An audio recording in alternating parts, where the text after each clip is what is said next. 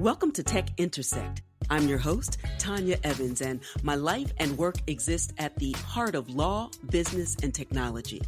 Yeah, I've earned a few fancy titles and degrees over the years, but the bottom line is I'm a writer, speaker, teacher, and lifelong learner, and I'm really excited that you've joined me on this journey. So what is Tech Intersect? Well, it's authentic, empowering conversations with really interesting guests who demystify complex topics to prepare you for the future, because your future is now. And it exists where law, business, and tech intersect. Get ready to listen, learn, and leverage. Let's get started. In this episode, I chat with entrepreneur and mental health and wealth expert, Anthony Ware. Anthony's business, Aware Catalysts, focuses on, among other things, a program called Founder Mental Wealth. And that helps underestimated and underrepresented entrepreneurs to decrease burnout and to improve business outcomes. His mission is to help create a world of new generational wealth in mind, body, spirit, time, and money. Time to listen, learn, and leverage. So let's get started. Today, we welcome Anthony Ware to Tech Intersect. I'm really interested in his work that supports and encourages founders and entrepreneurs to achieve the right balance in their entrepreneurial endeavors and optimize mental wealth and health in the pursuit of creating and maintaining generational wealth. Anthony, welcome. Thank you. Thank you for having me. I appreciate you having me on the show today. Absolutely. I think this is one of the most underreported stories in the founding space, and it is critically important, I know, for myself and also for our listeners to understand all of the soft skills around this hard skill of making money, creating verticals, and all of the things that in building, what that means, what that does in the process, because it hits all founders generally in a unique way, you know, those with an entrepreneurial spirit. But for those who are in marginalized or underrepresented communities, it could be even more acute. And we'll get into that. But before we get into what Aware is and does specifically, and as an aside, I will say I love a good trademark. I'm an IP lawyer, so I love a good trademark that comes from someone's name. So I see what you did right there, Anthony Ware. I see it. And I want you to share with our listeners your background and what led you to the work that you do for founders, specifically underrepresented founders. Yeah. So for me, it actually started with, it really started in my childhood. So I was raised by my dad most of my life, myself along with my two younger brothers. And it was a tale of two lives. So on the one hand, my dad taught me, you know, what it was like, the rules of growing up being a young Black man, climbing the corporate ladder, and doing those things to achieve success. And at the same time, my first job ever was cleaning toilets for my dad's janitorial company. So it was the entrepreneurial bug I got early at like age 7 or 8. And so throughout my life, I did the corporate ladder piece, but it was in 2008. I had a great conversation with a phenomenal mentor. And on Martin Luther King Day, 2008, I started my first company. And at that time, I was still of the mindset of make a lot of money. Money equals stuff. Stuff creates happiness. And that led me to trying to get as many clients as possible. One client turned from a consulting client into starting a logistics company where I had 4 co-founders. And if you've ever had a co-founder, if you're listening, that one is enough, let alone having more than one. Right. And that business relationship ended miserably. And I always like to share that because not every business is going to succeed. And like a true entrepreneur, I was like, okay, so what can I start next? And unfortunately, I didn't check myself and still had those rose-colored glasses on and started a tech company. This is back in 2009, 2010, and had, you know, some phenomenal wins with clients and strategic partnerships with a major university, and got accepted to an accelerator. And the only thing I was missing was money, or I thought. But what had happened is I chose the wrong business mentor and ended up actually living in a car in New Orleans for a week. Wow. because everything kind of crashed and burned around me. But much like the phoenix that rises, we have to go through the ash before we can rise again. And I was fortunate and blessed enough to have a friend that I met on Twitter that just bought out his co-founder's share of the company and asked me to help. And at the Mm-hmm. same time, I had a mentor who was finishing up advising Zappos on company values and culture and positive psychology and all these things that are kind of common talk now in business. But back then, this is almost 10 years ago, they weren't. And he's like, Anthony, this is where business is going, and I want to help you. Mm.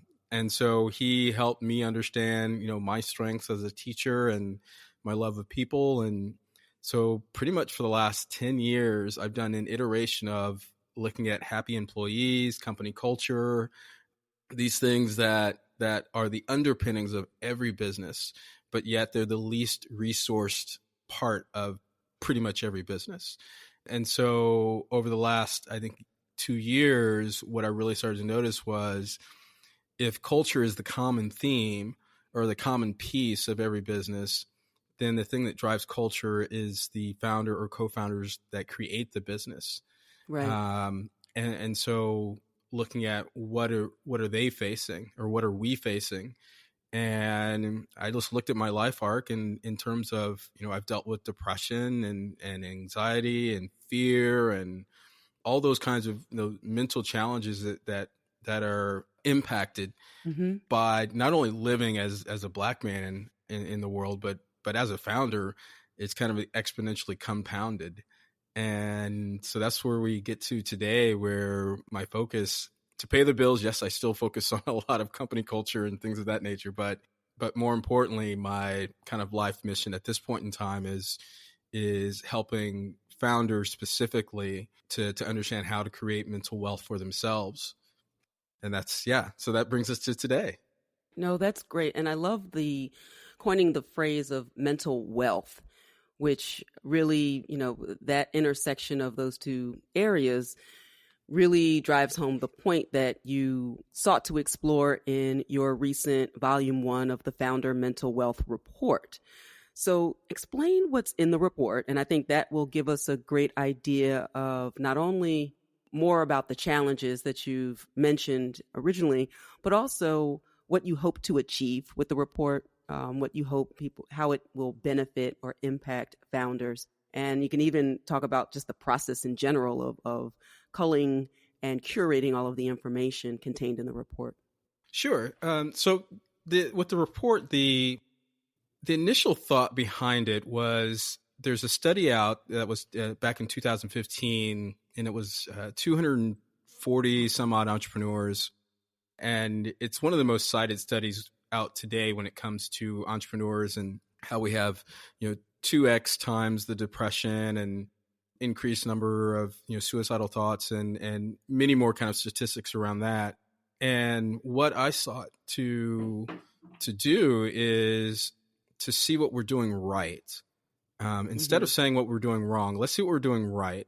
And so when thinking about this initial report, I wanted to see what entrepreneurs, and specifically entrepreneurs who, Black, people of color, women, LGBTQIA, and looking into our lives and seeing from the perspective of self-care. And that is at least for this inaugural report, that was the only question.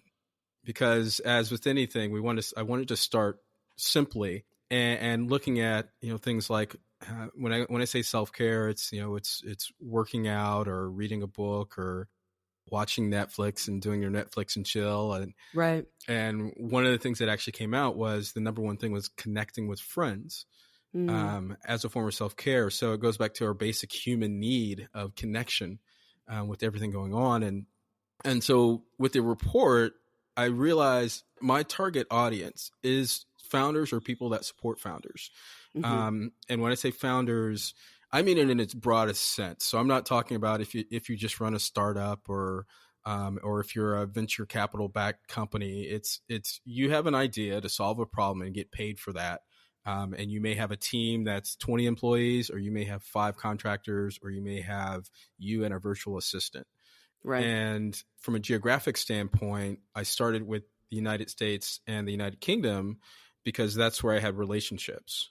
Back to looking at low-hanging fruit to be able to reach out to folks to get other folks to complete the survey.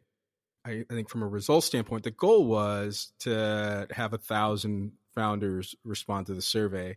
But as you're aware, that's a difficult task. Right. Because they're busy founding or whatever it is that founders do.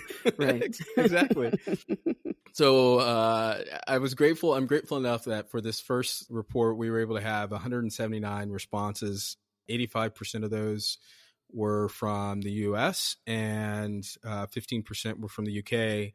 And interestingly enough, more than 60% of those that responded were people who identified, and this is all self-identified, as women. Interesting. So I look at it even in the context of society today when we talk about mental health, it's typically non-male folks who are actually being more active about it, which that will change. There's a lot of people working for that to change. But for the report, the other reason why I started with self-care is because I think too often we see self-care bannered about on social media and in the news, and there's a lot of people who don't say if you tell them self-care, they don't know where to start.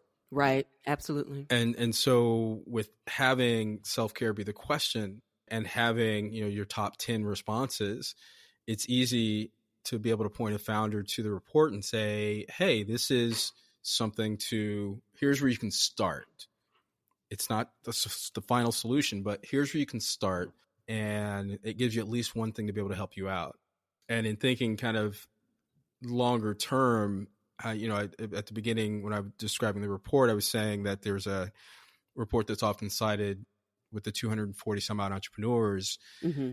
The challenge with that is those 242 entrepreneurs in that report, 70+% were white male.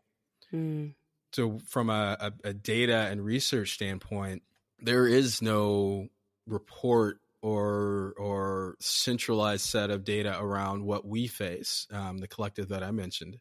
And part of me was just kind of actually upset about that. But then I'm like, well, instead of being upset, let's do something about it. And so that's where this report, I'd say it's the inaugural report. And this coming year, we're going to do a deeper dive. But with this first one, it's the start. It's not the end. We hope you're enjoying this edition of Tech Intersect. Our conversation will continue in a moment, but first, a word on an exciting opportunity. The Tech Intersect podcast is released to the public every Friday. And as an Advantage Evans member, you'll receive VIP first listen access as early as 48 hours before the public and exclusive subscriber content. We're talking worksheets and ebooks, curated links, media, topic-specific content. Premium members are also invited to monthly free AMA chats with yours truly, and AMA stands for Ask Me Anything. We'll talk about the episodes, and I may also include a few special guests. Pro members receive all of that, plus AMA replay access. Advantage Evans membership adds substantial value to your listen, learn, and leverage podcast experience. And there are 3 ways to take advantage, see what I did right there? Advantage of all that the Tech Intersect podcast has to offer. So subscribe now for as little as $5 per month. Cancel at any time. Find out how to get started at techintersectpodcast.com. And now, back to the conversation.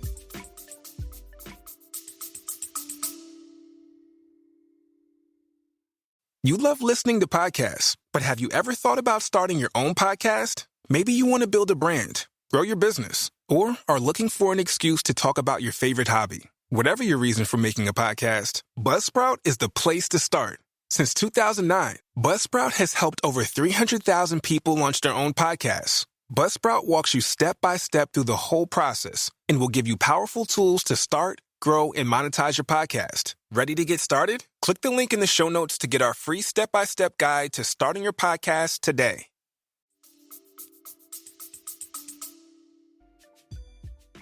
Well, tell us some of the common mental health challenges that founders face and how those are experienced more acutely by founders of color, members of the LGBTQIA plus community. Because I can imagine as you gathered all of the information through the report that there were certainly some common themes and certainly ones that you were aware of even before the report. But would be interesting to know kind of what are the big ticket items in particular that founders should be aware of, look out for, and know that if I am experiencing this, then self-care and some other approaches are of the order of the day. Yes.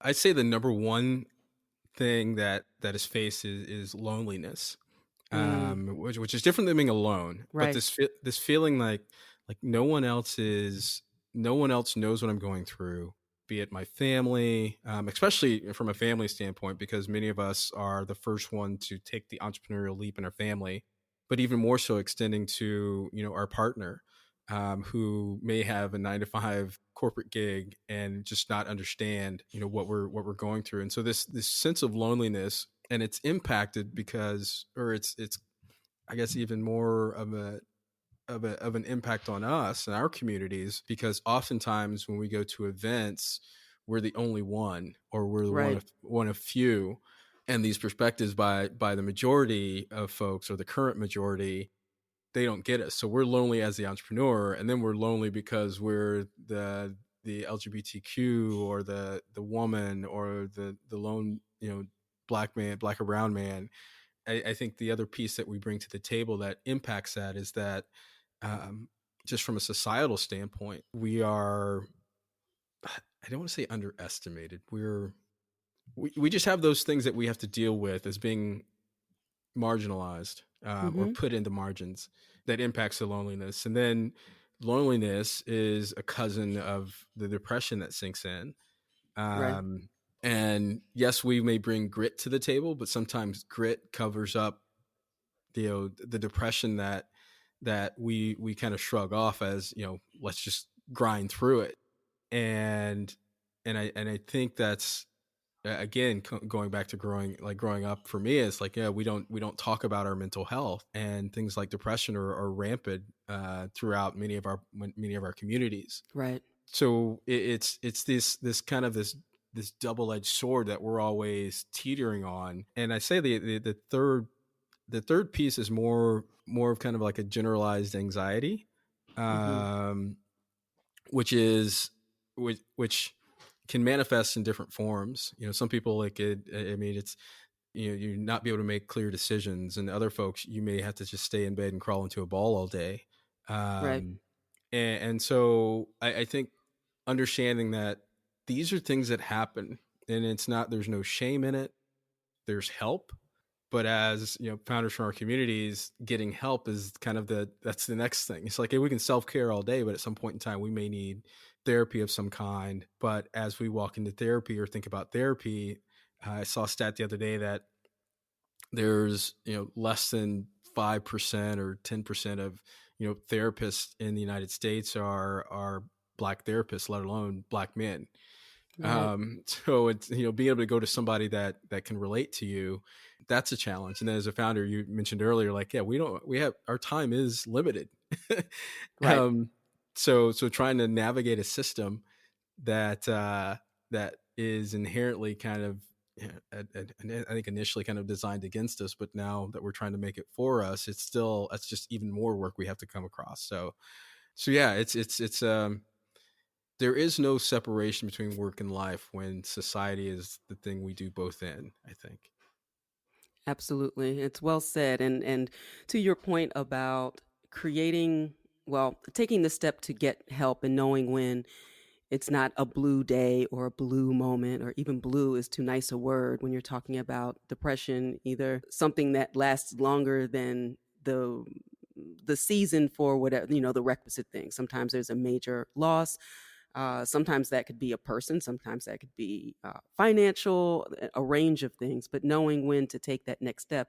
And then actually, once one once you take that step, knowing the range of options, which is why your work is so important, to know that there is a place or space to get additional information. And I also heard, as you were talking, I was thinking of some of my own coping mechanisms and skills, because oftentimes, we think, if I just push harder, if I just grind more, and those successful founders are the ones who don't sleep. They work all day. They do their pitches. They fly all around. And who needs, I'll sleep when I'm rich, or worse yet, I'll sleep when I'm dead. That's, Yeah. Oh. not a great approach. And I heard someone say, because I like to meditate, I like to pray, I like to get out in nature. Sometimes I'm jogging, sometimes I'm walking, because it's really more about mental health and being out in nature. That helps. I like to cook and all sorts of and work out, all of those things. But with respect to the meditation moment, the gentleman said, if you don't have time, if you don't have 20 minutes to meditate, then you better meditate an hour. And I thought the point was really well made. If you don't have 20 minutes for yourself to sit and get still and reflect, so that you even have the creativity and the energy to move forward for the task at hand, then you actually need more than 20 minutes to get to that point.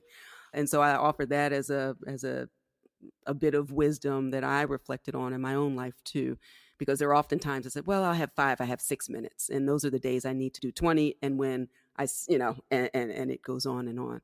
One thing I wanted to talk about before we get to Founder Mental Wealth Training, the training program that you do, I noticed in the report that you started it with gratitude. And I loved that. It also reminds me of something you said earlier about starting with the positive, what people are actually doing well. Mm-hmm. And the moment I have a gratitude journal as well. Hey, Oprah, thank you very much. That was very helpful. But talk to me about why gratitude is really important and why you chose to start with that at the beginning of the report. For me, I think it's like the essence of who I am, because when even as thinking back as a kid, there's always a part of me that always looks at the bright side of life, is I think the old song are saying, but there's always something positive that you can pull out of life. And you can go into look at like the studies and all these things about, the power of gratitude. But the reason why I like to start with it, because it does put our mind in a different state, and Right. and a person's mind in a different state.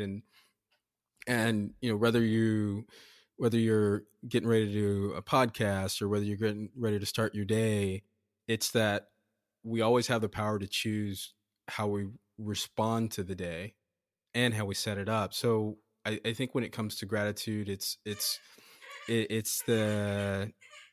think it's a foundation. Mm-hmm. And I mean, I think even if you're going to go talk to a client, or have a difficult conversation with having to fire somebody, right? It still sets the tone. And I think I'll forever be grateful, or start with gratitude, because if you think about it, it's like, it's, to me, it's the opening on a new way of thinking. Even in your darkest times, it's something that can help you rise out of it. Maybe not in the way you like or want, Right. but it's definitely in the way you need. That's perfect. Yes. It's when I think of energetically opting into gratitude, there's something, even in the worst days, it's difficult to find sometimes. But that's why even just being intentional about writing down the things at the beginning of the day, and certainly by the end of the day, what was good in that day, not the 17 things that went wrong and all the things that need to be fixed for the next day. And I have found that also helps me sleep better, right? That I can release those things that I'm most troubled by, along with my lavender scents and all of the other things to help me de-stress and unplugging, but reminding myself, or hitting the reset button through gratitude, so that I'm resetting my energy and my attentions, and I'm more likely to sleep well or through the night, and to wake up with a different perspective. So I thought that was fantastic, the way that you began the report, and it's a great reminder for us all, I think. So now to the really exciting part about your training. So we've set the stage of the report and some of the common issues and challenges that founders of color and in marginalized communities face. And that led you to develop this training program. So tell us how it works and what a founder who goes through the program can expect to achieve as a result. Cool. Yeah. So it's really interesting. I talked about how my life and my business have been kind of iterative over the last 10 years. And I think with this training, it's the next iteration, right? It's helping founders do what they need to do for themselves, but also to help their business. And I think the fundamental piece in looking at this training is looking at it in much the same way that someone would go to a training to help develop an understanding on how to get into an accelerator or get venture capital money or get some kind of investment. In looking at the training, what a founder, the most fundamental piece that we cover is how to set up your own mental wealth toolkit. And I call it toolkit, quote unquote. Mm-hmm. And starting with the basic piece is understanding how to be your own ecologist, right? So understanding what does your current ecosystem look like in terms of your life. So Mm-hmm. where do you grocery shop? Who's in your life? Who are you allowing in your life? What is your business looking like?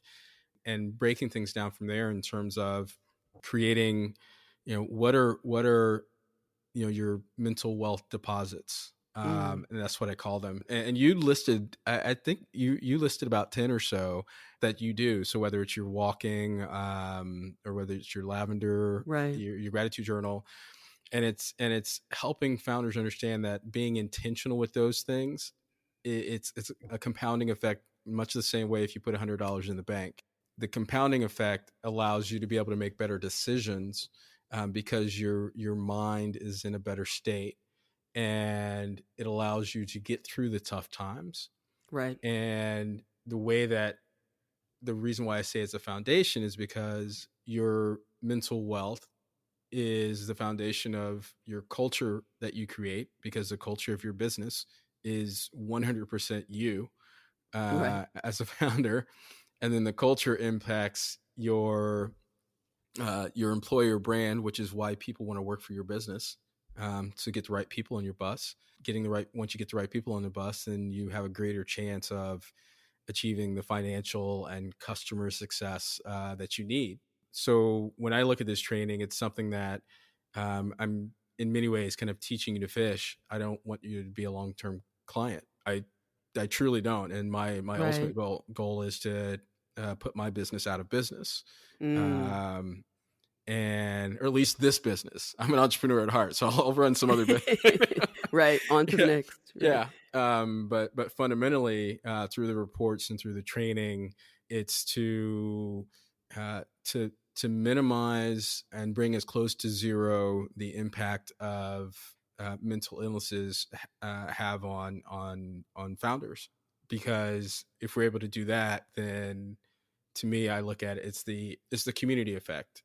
Founders create businesses. Those businesses have teams. Those teams have families and friends in a community. So it's just this ripple that continues on. So if we can help the founders, myself and whoever else does this kind of work, we're helping create that generational mental wealth to complement the financial wealth that we're all working so hard to create. Absolutely. And it's really powerful to tie it to this concept of generational wealth. And oftentimes in communities of color in particular, we are beginning again at each generation. Mm. And so, the other side of compounding is compounding the deleterious impact that it has on communities of color when we always have to start over in the same Yes. generation, right? So Yes. in the same way, we do that from a mental health or mental wealth point of view, and the deficits take so much longer to overcome when we are recreating the same kind of karmic cycles in every generation. And at some point, we have to break that cycle. And Yes. and for now, it begins with us. We are the answer that we're looking for. I'm saying it inartfully. There are better ways to say it, but we are that which we seek, and we have this great opportunity now that's really unprecedented to write the course from a financial point of view, but also certainly from a mental health point of view. Oh, you're totally. Oh, you said it brilliantly. I think it's something where when you look at, generations past, yes, they've taken away our financial piece, but I think if we can get when we get this mental piece right, it's the part they can't take away. Um, Mm, it's like my dad, he had a few sayings, but one that stuck with me was, when it comes to education, they can burn the paper, but they can't take away from you what you've learned. right. You know, Absolutely. Absolutely. Well, we could go on and on and on. This has been a lot of fantastic information, very powerful. Thank you so much for your time and your wisdom and your generosity with the information that you're sharing. So please tell everyone how they can connect with you, learn more about your work, participate in some of your programs and trainings, because I know there will be a lot of people to follow up and have questions and looking for solutions after this episode. yeah, sure. The best way to find me is actually on Twitter, and my handle is the Anthony Ware, so TheAnthonyWare, and that's also my Instagram. But on Twitter, if you have any questions, go ahead and shoot me a tweet. My DMs are open if you want to keep it, something private, especially on topics of what we discuss. And as far as trainings and things of that nature, those are posted on there too. So I'm an open book when it comes to this stuff, and I share my story along the way. So especially so you don't feel alone. And yeah, happy to work with anybody. That's wonderful. And for Advantage Evans listeners, I will be dropping all of the links in show notes and some follow-up material as well, so that you can begin to work on and protect not only your wealth, but also your mental wealth, because there is no separation, as Anthony said earlier. And we can't disaggregate our experience, the personal, the professional, mind, body, spirit, and all of that. So let's work on that together. Let's continue to build. Thank you, Anthony Ware, for your time, your attention, and I look forward to continuing the conversation on Twitter with you. Yes. All right. Thank you so much. Now, as I get ready to close this episode out, here's some life work for everyone, especially for my founders out there. I want you to make a list and then make a plan and then execute that plan by making sure you always pay yourself first. Not just with bank deposits, but with mental wealth deposits. So in terms of making a list, what are your mental wealth deposits? For me, walking, meditating, exercise, cooking, nature, those are all ways that I sow back into myself. I'm making mental wealth deposits to make sure that I achieve the balance that's necessary for a very busy life. So I want you to make a list of what yours are. If you don't have any, then that becomes your life work for this episode. After your list, make a plan. How are you going to work in all of these deposits on a daily basis, sometimes hourly? And then, most important part, execute that plan. Make sure you're always making your mental wealth deposits. Remember that the positive compounding effect of making those deposits into your life allows you to fortify yourself against the mental and the emotional challenges in your work. I also know that there's strength in numbers, so let's share these mental wealth deposit tips with each other on Twitter or Instagram. A final point about gratitude as the ultimate mental wealth deposit. Looking at the bright side isn't just a platitude. It really is a powerful way to reorient your mind, to tap into your power and choose how you set up and respond to your day. Even in your darkest times, gratitude can help you rise above your current circumstances and remind you of the possibilities that exist in the very next moment. So don't quit 5 minutes before your miracle. Also, be kind to each other and definitely be kind to yourself. Everyone you encounter is going through an epic, epic battle. Until next time, continue to shine. Stay in touch with host Tanya Evans via your favorite social media.